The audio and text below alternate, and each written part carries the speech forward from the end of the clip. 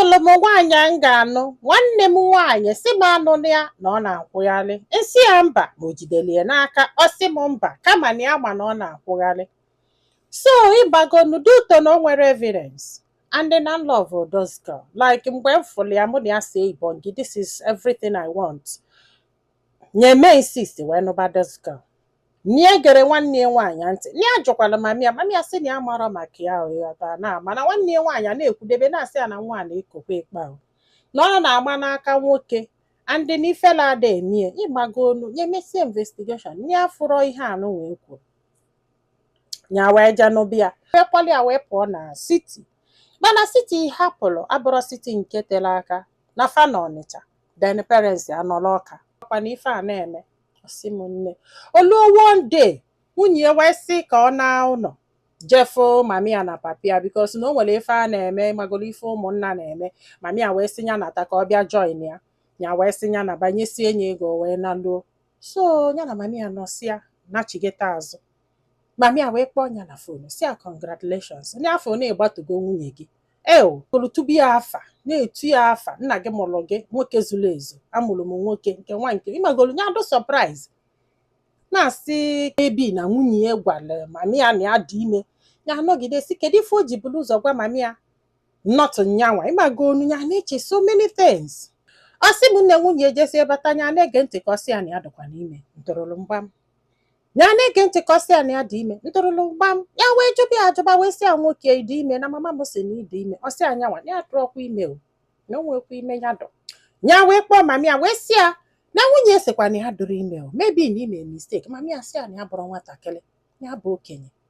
and then ya nọ mgbe a nụtara nwa ya maka ọdụ ya afọ onye ya agbara ọdị ime na ya ga-ama ya ga na amị afọzi alụ nwa ya na-eje nụta ya wee sị ya na ya ajụgo nwunye n'elu jụọ ya na ala jụọ n'etiti na abụọ na ọ sị na ọ dụrụ ime o ọ sị ihe a gbasasị ya mamia anya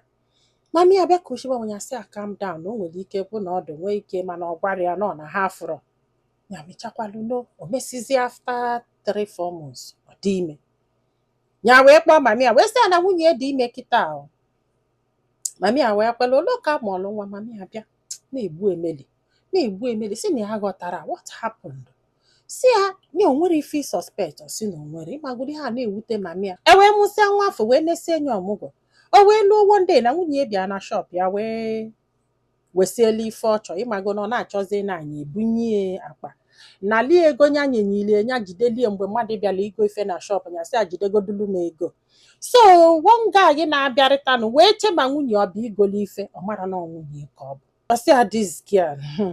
this girl na anụ na this girl anụgo dị mala onye ọ bụ ya sị ya ka ihe ime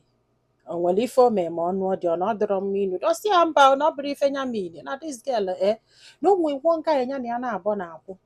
na this girl tọlụ this guy n'aka junior ama nnu di o dịka anyị chụkwanụ na ya ama nnu ya ọ sị ya na ndị be ha wee na-afịọcha ya nụlụ na ha kwanyelie one guy na-anụ ya kịta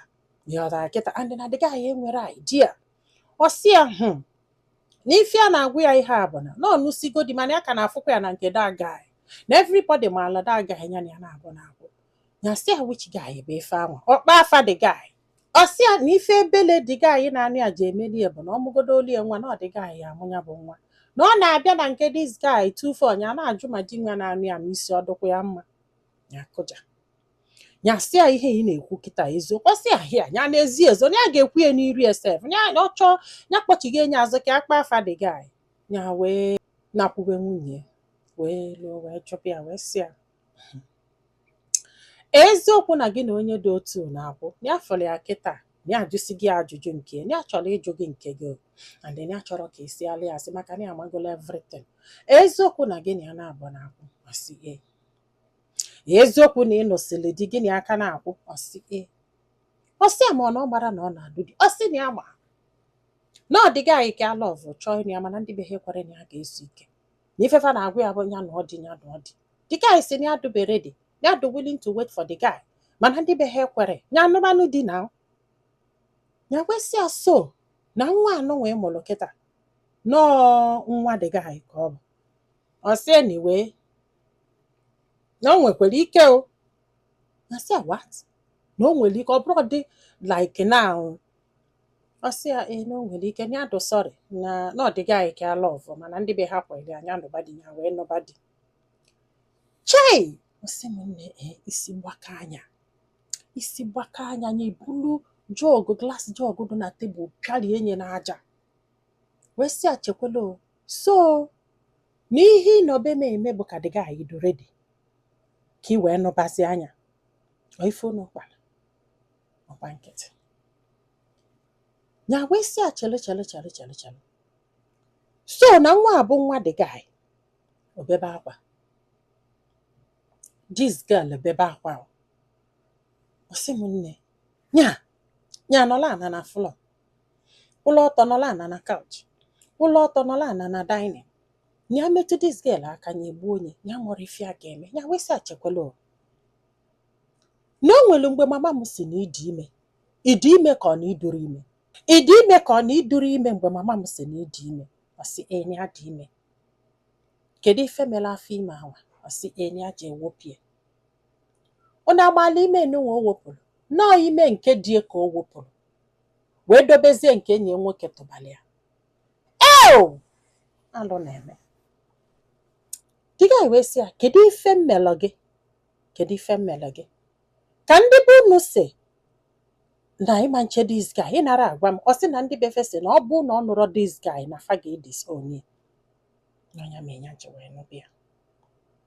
ọ sị m nne ike gwụrụ ya na-agwa ịkpọ mami ya gwasị ya mami ya na-etike ego si na ya kwuru nne ya kwuru ihe a ọ sị m nne na-ebula akpa ya move oje lodge ya na hotel ya nọ na hotel like 2 weeks late before nya bịa ka gwa ndị be ha ya che na ọ ga-agwa ha ọgwakwa ha and ya ma na ụgwọ nọ na-eme spy ụna ama ife melụnụ enyi ya nwoke jekwa ọgwụ na ebe afọ ha bi ya wee je chọtazi ụlọ ebe ọzọ wee bili ya gbagidere ya nkịtị na okwuru okwu na ebere ebe na emere anything ya fụrụ iru ya ga-eji wee fụ nwanne ya nwaanyị mami a wee kpọbịa wee sị anya bịa nna ọ bụrụ na ịda anọzi bịakwuo ka agbasa ka unu na-agbara jebele onwe unu instead of ịgba ọsọ ya gba n'ọsọ gị bịa ka ebuo ihe a ka onye ọbụla jebele onwe ya ọ sị m nne ya wee jepepe nna ya wee luo wee gwaba ndị be nna ya efukwala ihe mere ndị be nna ya tikete nya wee sị ha na ya da anọzi ha sị na o nwekwa ka ọ dị after all na nwaanyị mụọ nwa be nwoke na nwoke nwe nwa na ọ bụrụ onye tụbala ime nwe nwa ihe a ka ndị be ha kwuru ya wee pụọ court wee jebe na customary court wee luo na mgbafu na ewere idea ife customary court na-represent wee luo wee kwubekwusie ụna ama ife ekpete n'ikpe na ebe ya na anụ ya o wee tụtụ ime wee mụọ ya under him ya jee n'ọmụgwọ mee ihe niile eme nna anụ ibie na nwa afọ bụkwa under his name ka ọ nọ na ya ga na-enye the girl ọsịnọ 15,000 ka ọsị 20,000 every month ka o wee na-enete the nwa anya ebe ọ sị na ọ chọrọzi ya sị ha what na court ka this guy nọzi sị na ya dọrọ sure onye nwe wesị a na a ga-eme DNA ọ sị na ọbara ụlọ na a ga-enwe DNA na ọ sị na ọ kacha ọfa ebili ọ sịkwa anụ na ọ chọrọzi na nsogbu adọrọ ife ọbụla ọ chọrọ ime ome ịmagono ka customary court si eme ya wee jebe magistrate court wee lue wee kpebe wee gbasaa afa sị na fada anụzi dị na nwunye wee kọrọ onwe ya wee jebele onwe ya ọ sị m nne ma mana ife dosgal melụ bụ na ndị befe push nyere ya ịnụ di wee nụbịa no that guy nwe nwa and no that guy ka ọ chọrọ ka ọ nụbịa n'ife ọ chọrọ bụ ọ nọlụbie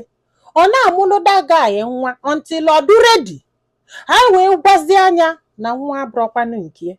ya wee chụọ fafa na-abịa wee jezie n'ọba di na nwunye this is their plan.